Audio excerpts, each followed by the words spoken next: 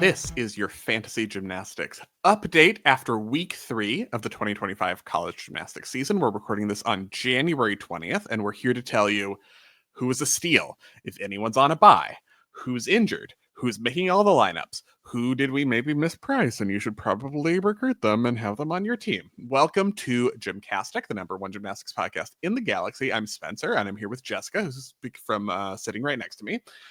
So let's get started with our college gymnastics update, starting with the roster bargains.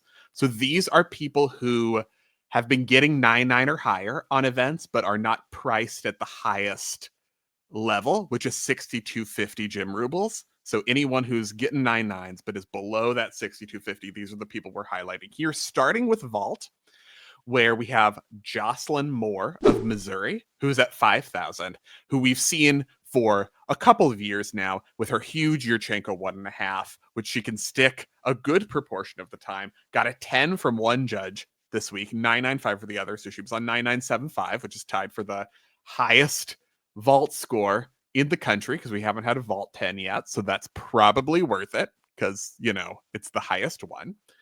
Also, Isabella Magnelli of Kentucky. She's part of the Kentucky Army of Handspring Pike Halfers. We've talked about Anna Flynn Cashin, but she didn't vault last week, sorry. And Mackenzie Wilson, who has been, gotten 10s and cost the maximum 6,250. Isabella Magnelli is at 5,000, but has gone 9,925 a couple times so far this season. So definitely worth it. Lily Hudson at Alabama, only 4,000 gym rubles. She's an all-rounder. She's gotten 39.55, 39.45 in her first two meets, but also on vault, she just got a 9,925. So a steal at 4,000 gym rubles. Mm-hmm. Keeping the conversation on Lily's, Lily Peterson at Oklahoma has also been all-arounding every meet for the Sooners so far. And for two of her first three vaults, she's had a 9,925. So it seems like yet another consistently solid bet of an Oklahoma gymnast to recruit. And on that note, Audrey Davis at 4,000 gym rubles. This is the one because priced a little bit lower because you're not really sure whether she's going to make that Oklahoma lineup because they have more than 6 options for 10-0 start values that they can go with. It's Oklahoma. They're always stacked. Audrey Davis has like a built-in deduction or two on that vault, so you're not ever sure whether she's going to make the lineup. But don't just have her in her bars lineup because on vault she got a 9,925 this past week and is priced lower than your Lily Peterson or your Jordan Bowers. So it looks like that's a good bet this season. Let's move on to bars now. Continuing with Oklahoma, though, because we have to talk about Faith Torres because she's only at 4,000 on bars. She's so good. So, just recruit a whole lineup of Oklahoma people. What are you doing? It's almost like they're the number one not team. that hard, you guys. So Faith Torres has gone 9-9 or higher in 2 of the 3 meets and got a 9.95 in week 2. One of the surprises on the list, Sierra Kondo of Maryland. If you watch the Maryland at UCLA or Maryland against UCLA meet this past weekend, you saw that she got a 9.95 on bars, which is a career high. She's our steal of the week because she's only at 2,000. Steal alert. Yeah, and a bar specialist, so she doesn't have to train those stupid leg events. Just focus on getting your 9.95s on bars. Jeffrey Scott at Georgia. Jeffrey Scott. She's one of those people I always want to put on my team just because, like a Brooklyn Moore, because it's Jeffrey Scott and I love everything she does. Only 3,000 gym rubles. She is a fringe steal because her price is mid-range. Her scores through the first 2 weeks of competition at Georgia have been 9.9 to 9.925, which if you've ever seen her in your entire life, you will understand. So these are important scores with the Lily Smith of the world out of the lineup too. So Jeffrey Scott. Also, Sage Kellerman, Michigan State, who were in the big arena, finally, which they always deserve. I don't know why basketball's been in there. 5,000 gym rubles, but absolutely worth it because she's a superstar. And this is where you want to spend your money on her. On vault, you know about her, but have you thought about bars?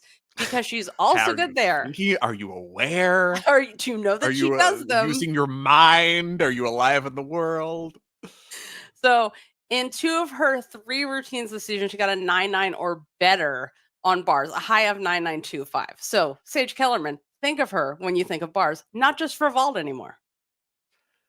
Let's talk about Ryan Fuller at Alabama. She's on 5,000 because we knew she's a freshman, but we knew from her developmental level 10 career that she was going to be a star on bars because she was getting like the highest scores for years. So she's competing bars and floor in her first season. Already has a 9925. So she's not as cheap as some of the other freshmen who we kind of didn't know about because we knew she was going to be really good on bars because she's at 5,000. But, the scores are there to warrant the money. Beam. The Mm-hmm. most important event. Continuing the Casey Joe McGee tradition of Soviet beam routines from Missouri, we have Helen who got a freaking 10 finally on beam this week because she has always deserved it because of our soul's feelings about her beam gymnastics. And she's only 5,000 gym rubles and she can get you a 10. Did you know that? So she is, she's expensive, but not the top. So she's actually a steal because you can get a 10 for only the 5,000 gym rubles. And this is only the first of what will be many, many, many, many, many 10s in her illustrious Missouri career. I mean, she doesn't have that much time left, but it's her last year. She's going to get them all. She came back just for 10s. She can basically just take a nap now, but she won't because she's Helen. Will beam for 10s. Also, Jade Carey. Ever heard of her? 5,000 on beam. Two-time Olympian, and she keeps improving. And she's doing the best gymnastics of her career so far in this college season, which you don't have to worry about those stupid Olympics or training those stupid elite skills. So you can put her in your roster on beam, and probably should, because she has a 995 and a 9925 and a 9975. So, do it. Brenna Note of Stanford, 5,000. All around her, but her best scores so far this season are coming on beam. You could really put her on any event, I think, and, have a good shot. But this past weekend, Stanford hosted NC State. She got a 995 on beam, so seems like it's going pretty well. Brinley Anderson at BYU. Another one at 5,000. So we knew, we know she's going to be good on beam, but she fell in the first meet. And I think it bumped down her ranking because we're still doing rankings by averages and people may have gotten scared off. But this past weekend, she got a 995. So that's that kind of thing, because a lot of people will look at the rankings and try to draft people or select their lines based on the ranking. Because she had that fall, she's not going to be there on the rankings. So you can get in on a thing that most people aren't doing if they're just looking at the rankings by knowing like it's misleading. Also, Emily Lee at UCLA, 5,000, leads off. She does vault and beam, but beam is her main one. She's got 9.9 or better in 2 of the 3 competitions so far this week. This past weekend, she got a 9.925. The thing with Emily Lee is that her routine is beautiful, but she leads off. So, usually she'll do a perfect routine for 9.9, and then this weekend she'd had a wobble for 9.925 because everything makes so much sense. But it's a beautiful routine, and she can get the scores from the first spot. On floor, let's talk about Sloane Blakely from Florida at 5,000. So we feel like this past weekend against LSU, we both had the reaction that this was like the best most consistent looking gymnastics we've ever seen from Sloane Blakely, especially on the leg events where she hasn't always been making the lineup and hasn't always had the control to make the lineup. But on floor in the first 2 meets this season, she's gone 9.9 and then 9.95, and she's getting the scores all over the place, except for that weird fall on bars, but that doesn't count because it's bars and we know she can hit. Amari Drayton at LSU, another one you weren't really sure whether she's going to make the lineup because LSU has so many options, but she's competed vault and floor for LSU in each of their first 3 meets. She also did a beam. Huge upside for Amari because she's been getting the scores without her best gymnastics. Like she'll have a short pass or a little step on floor, and she's still getting the floors. She has a high of a 9.9. She's still getting the scores. She has a high of a 9.95 this season. And you're like, okay, but what if she hits to her capability? Because I feel like we haven't seen it yet. So it's a good investment, I would say. Also, Caitlin Garcia of Oregon State. If you were listening carefully to our episode from the first meet of the season, when we went to the Oceanside meet, and Jessica was like, we have to talk about Caitlin Garcia of Oregon State on floor because that's worth it. You already had her lineup, but if you didn't, she's on 2,000. So she had like a 9.625 at that Oceanside meet where the scores were all real, but then followed it up with a 9.95 this week. So look how that happened. The bargain you've been waiting your whole life for. Sienna Robinson. You guys know I've been talking about Sienna Robinson since she was a junior. Now she's a sophomore at Stanford, I think. 3,000 gym rubles. Whatever you have to pay for Sienna Robinson on your fantasy team, you just fork it over. This is save your piggy bank rubles for this. So Jessica's strategy is just put Brooklyn Moores and Sienna Robinson on every event. Doesn't matter if they compete, just do it. Who cares about your bar score? Oh my God, the performers. So let me just say that people that saw, because there's Maryland people had never seen Brooklyn Moores perform in person before, and they saw her because of that Maryland meet, and were like, "Oh, you were right all this time. It's a totally different experience seeing her in person. It is a religious experience. It has changed how I view floor." Thank you. Thank you. You're welcome. Go see gymnastics. I love when Jessica invents fakes people to then reinforce I the did things not. I will send you the text. Multiple texts. Okay. Anywho, you guys, Sienna Robinson is one of those magical performers who can actually dance. She's competing beam and floor. First two meets of the season this past weekend, 9-9 on both. So not just for floor and the great dancing. On beam, she got a 9 on floor, 9.925. Last week on floor, she got a 9.85. So Sienna Robinson, take her for the dance and the performance. Get the scores as a reward. Also, Shania Adams of Alabama is at 3,000 on floor, and I'm so pleased to see her consistently making a lineup. She's one of our favorites. Hasn't always had the consistency, and she's really excelling right now. She went 9.925 on floor in the first meet. In the second meet, she was on beam and floor. The potential is there. She's a wolf turn queen, and she can do. She's one of the few people who's allowed to do them, and they actually look non-horrifying. And she's a star. How do you play this fantasy gymnastics college? You go to gymcastic.com and you get the link to play the 2025 college gymnastics fantasy. And then you draft your team, and you can change your team every week. You don't have to have the same team. You can swap out all of your gymnasts and put them back into different lineups. The lineups lock for week 4 on Friday. That's January 24th at 2:15 p.m. Pacific time. And remember, the winner of the season gets a full commissioned episode. We also have weekly winners and achievements and digital trophy cases, and that's Jessica's favorite part. She gets distracted by stupid scores, and she just wants her achievements.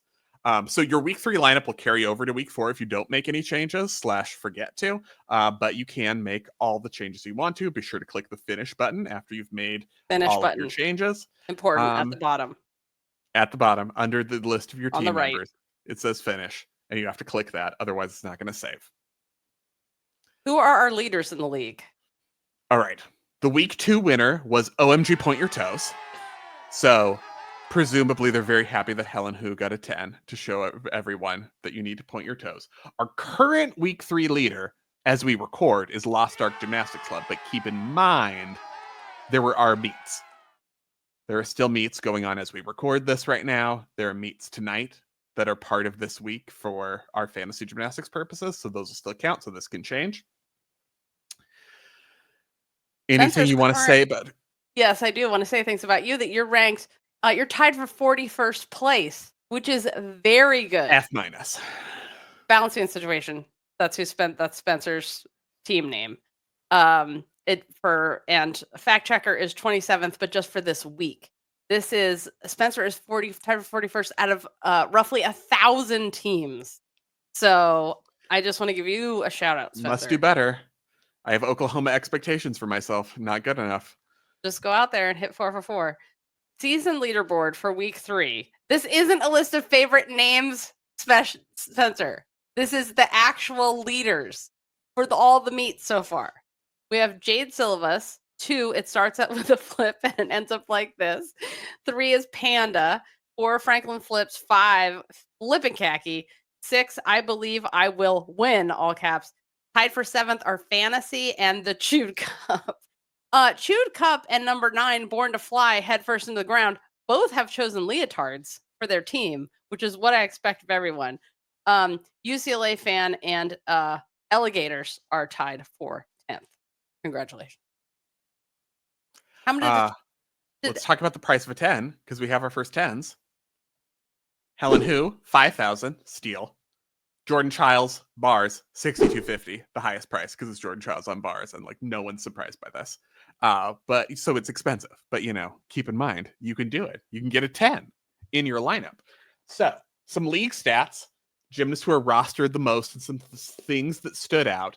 What sticks out is the most rostered gymnasts are the cheapest or most expensive. Basically, like the steals and the absolute locks, which makes sense. Joss Robertson on floor, after we talked about how we mispriced her last week, is now our most rostered athlete in 47.7% of lineups. Also, our new most rostered vaulter on 34.2% of rosters. Aaliyah Finnegan on floor slips to number 2 most rostered, even though she now appears on more, 47.5%. She's also in 38.5% on beam, making her the only gymnast in the top 5 most rosters on 2 events.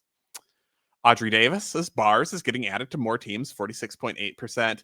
Caitlin Jong's bars has doubled. She's been scoring very well on bars for Auburn. She's appearing in 41.2%. And then Jade Carey is Jade Carey.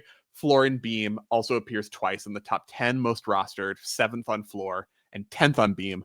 Probably would be in more, but it's very expensive because she's kind of Jade Carey. Who's on buys in week 3 so that I can remember not to have them on the team? Towson is on a buy. So we have Isabella Minervini, who is one you might want to keep in mind, but not for this week. And also Avery Neff, injury on floor. Right. And Zerbis. Make sure, Spencer, note to self, make sure to take her out of the lineup. Yeah. And if you still have Lily Smith on bars in your lineup, she hasn't been competing bars, even though she's perfect on it. So keep that in mind. Haley Bryant, she did beam and floor in the last meet. So it seems like she's adding back events, but I still like maybe a risk to put her on vault, even though like you could take the risk and she could get a 10 and it could be worth it. But what if that elbow is still a problem and they don't want to have her blocking? So it's a risk. Basically doesn't no hand floor routine. So I'm going to say probably not going to vault. This is a deduction to vault with one hand, despite no one knowing that in elite gymnastics for many years. But it is. We have a club that supports this show and the work we do on GymCastic and College and Cocktails, which is a special extra show that we do. You get 3 podcasts a week during college season. And then sometimes during major meets, you get a podcast every single day during those meets, like World Championships this year in Indonesia.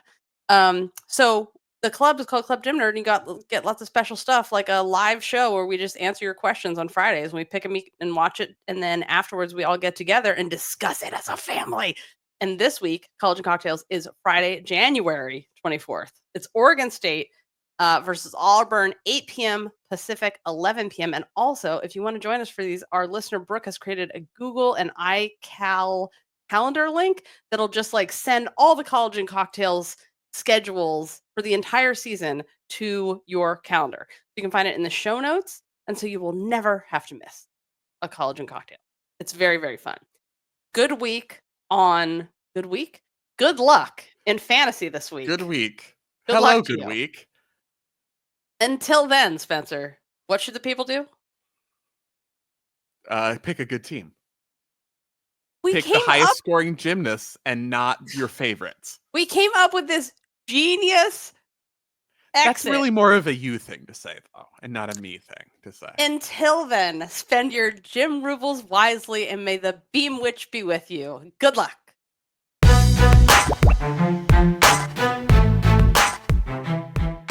For her scores through the first 2 weeks of competition, Georgia have been note that to edit. Her scores the first 2 weeks. You don't want to keep in